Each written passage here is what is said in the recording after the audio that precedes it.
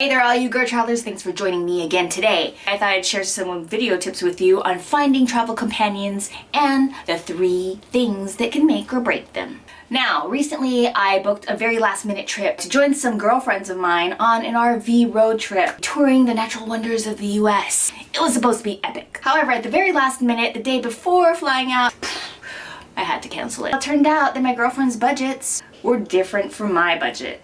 I don't know if you know much about RV travel, but it ain't cheap. One full tank could amount to $200. One full tank. That's a road trip in the sweltering summer heat. Think blasting AC. Stopping over in desert-like locations. Blasting more AC 24 hours a day. They were going for comfort and luxury, and this was their one big trip of the year. I could have sacrificed comfort and luxury. This is an additional trip of my year. As travelers, many of us are desperate to travel. We want to find someone to travel with, but our pool of pickings are reduced to friends and family. With that, the desperation builds. So finally, when we find that person who wants to travel with us, we completely overlook the obvious things which could make or break the relationship in the process. Budget. Now, in many ways, sharing and splitting costs happens to be a very ideal thing for travelers, especially if you're solo. However, between you and your travel partner, there may be big differences in budget. Those differences can be taking taxis and hiring drivers to get around,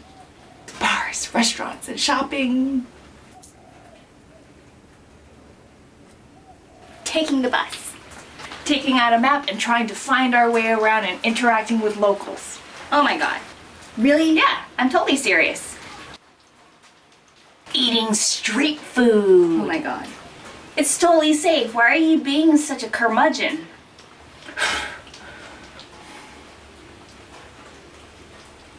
Next up, travel styles. Which one are you and which one is your partner? Itinerary Nazi. They need to have game plan. They need to have structure. Every moment of their trip has to be planned and booked in advance. They're chasing experiences as if it were a tourist bucket list, and they will not be satisfied until they check off every little thing on their list. Then you have the wing it folks. They want to go with the flow, experience serendipity, and they're more than comfortable with booking accommodations at the very last minute, as well as changing courses and directions if kind of feel the wind moving in a certain direction. If we see it, we see it. If we don't, we don't. Both of these people are extremes, and they are like oil and water. The third type of traveler happens to be right in the middle. They're just, I don't know what else to call them other than the in-between traveler, who kind of like need the structure and the guidelines or the game plan of an itinerary, but at the same time are flexible enough in which if any opportunities arrive, they could very easily change their plans. We all have expectations and rules of conduct or behavior, and we have unspoken agreements with our partners about what their role and responsibility is to us.